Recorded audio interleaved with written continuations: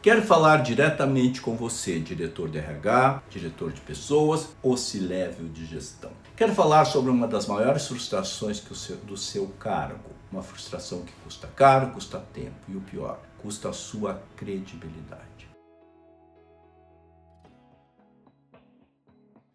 Você identifica um problema claro em um executivo C-Level, um par seu, um diretor brilhante, tecnicamente impecável, mas que é um desastre na gestão de pessoas. Talvez ele seja centralizador e não desenvolve equipe. Talvez ele seja passivo demais e não consiga se posicionar em reuniões estratégicas. Você faz o seu trabalho, consegue o budget, pesquisa o mercado e contrata um processo caro de coaching executivo. 6 meses se passam, você olha para o lado e nada mudou. Na primeira reunião de diretoria, sob pressão, como é bastante comum, aquele executivo reage exatamente da mesma forma. O diretor centralizador continua sendo o gargalo, o diretor passivo continua em silêncio e a equipe dele continua desmotivada, o turnover não diminuiu e você agora precisa justificar para o CEO e para o board um investimento de alto valor que na prática evaporou, não trouxe ROI. A frustração é imensa, mas e se eu te disser que o erro não foi ter contratado um coach? O erro foi o processo que você contratou. Hoje vamos falar sobre o erro número 1, que a maioria dos diretores de RH comete ao contratar coaching executivo. E mais importante, como você pode garantir que esse investimento se transforme em um ROI real, duradouro e mensurável, que é o que todos queremos. O erro número 1 é o mais comum, é contratar coaching para consertar um sintoma, em vez de um processo para mudança de padrão de comportamento.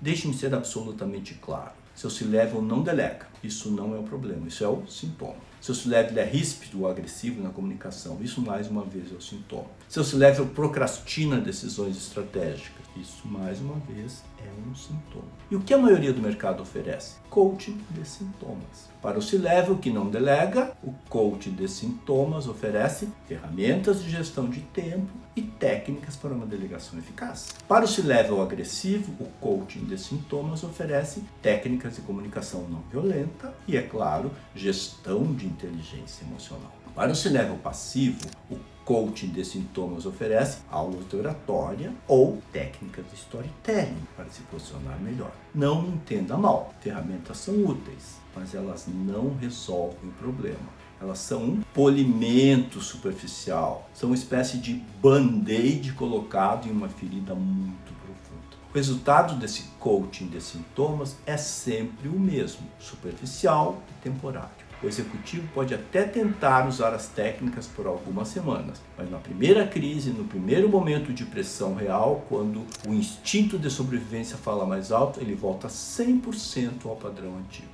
Mas por quê? Porque a causa do comportamento não foi tocada e o dinheiro foi desperdiçado. Enquanto o coach de sintomas trabalha na superfície, o verdadeiro processo de coaching executivo é um processo profundo de autoconhecimento que vai na causa raiz. Nós não olhamos apenas para o sintoma, nós investigamos o bloqueio e o padrão de comportamento gerado em consequência dele.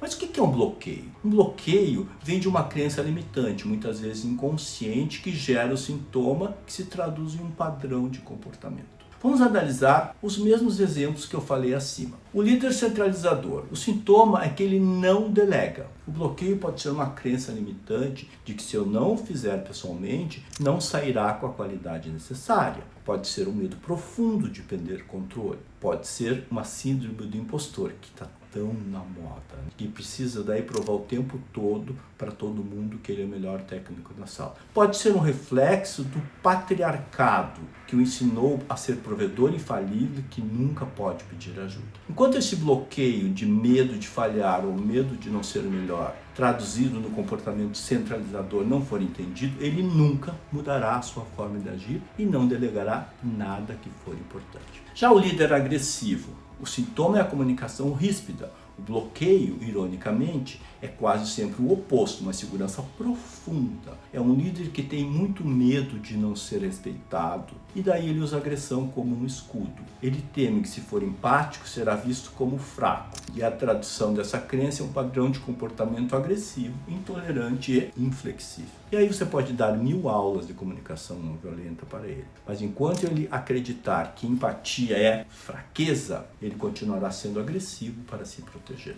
Já o líder omisso, o famoso tímido estratégico, o sintoma é que ele não se posiciona na reunião de o bloqueio, ou as causas do bloqueio, é o medo da exposição, o medo de dar uma opinião, de ela ser contestada e ele ser julgado ou humilhado. É um perfeccionismo paralisante. Ele prefere o conforto do silêncio à vulnerabilidade da opinião. Enquanto esse medo de julgamento estiver no comando, ele jamais trará a contribuição estratégica que a empresa precisa dele. Já o verdadeiro coaching executivo é um processo objetivo e concreto para identificar e apoiar o cliente a lidar com seus bloqueios e alcançar mudanças reais de comportamento. E aqui, diretor de RH, está o ponto crucial que afeta diretamente a sua cadeira. Quando você contrata um coaching de sintomas, você não está apenas gastando dinheiro à toa, você pode estar inadvertidamente causando um ROI negativo. ROI negativo como? O ROI negativo acontece quando aquele processo de coaching superficial termina e o C-Level na primeira pressão volta a ser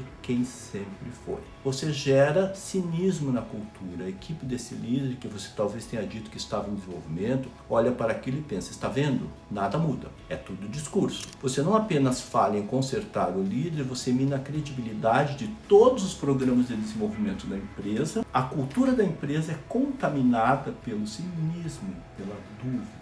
2. Você reforça o bloqueio do líder. O próprio executivo, que até tentou mudar, agora tem uma prova para si mesmo. Eu tentei e não consegui, eu sou assim mesmo. Em vez de remover o bloqueio, o coach de sintomas reforçou o bloqueio. O líder agora acredita que seu problema não tem solução. Terceiro, você perde credibilidade estratégica. O seu par, se não vê redução no turnover, o CEO não vê melhoria na agilidade, você, o DRH, perde credibilidade com o board, pois foi visto como patrocinador de uma iniciativa cara que falhou. Você é rebaixado de uma posição estratégica para uma posição mais operacional. O coaching de sintomas não é apenas ineficaz, ele é perigoso, ele custa dinheiro, a cultura e a credibilidade. O coaching executivo é o oposto disso. É um processo profundo de autoconhecimento, objetivo e concreto. Não é um processo motivacional. Embora seja profundo, não é terapia. É uma intervenção estratégica de alta performance desenhada para C-Levels, pautada em profissionalismo extremos e um código de ética inegociável.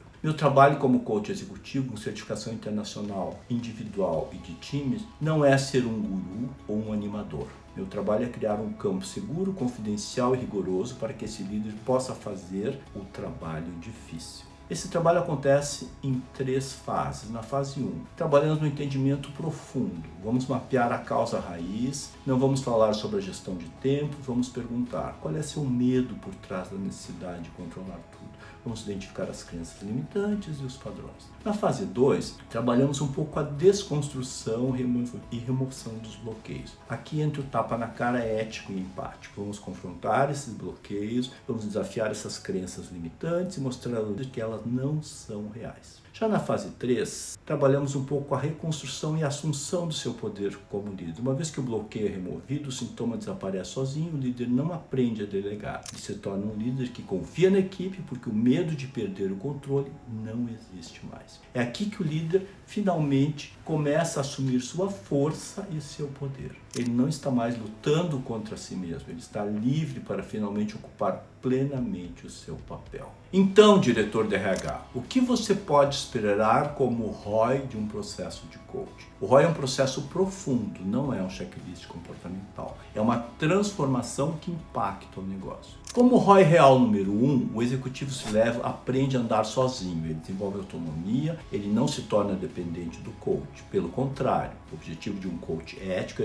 é que ele se torne desnecessário. Você ganha um líder que se autocorrige, que entende seus próprios padrões. Já como ROI real número 2, a equipe A equipe desse líder muda da noite para o dia, o turnover daquele time cai drasticamente, o engajamento sobe, as pessoas que estavam quietas começam a propor novas ideias, porque elas agora têm espaço para trabalhar. O líder deixa de ser um gargalo e se torna um multiplicador. Já o ROI real número 3, a empresa. Os bloqueios do líder, como já falamos, afetam a cultura inteira. Ao remover o bloqueio de um C-level, você envia uma onda de choque positivo para toda a organização. Você cura a cultura. Você prova que mudança é real e que a empresa está de fato investindo no seu desenvolvimento e das pessoas. Já como ROI real número 4, o DRH. Você, diretor de RH, se consolida. Você se torna um parceiro estratégico que identificou um problema raiz, trouxe a solução correta, mesmo que difícil, e entregou um resultado mensurável em cultura,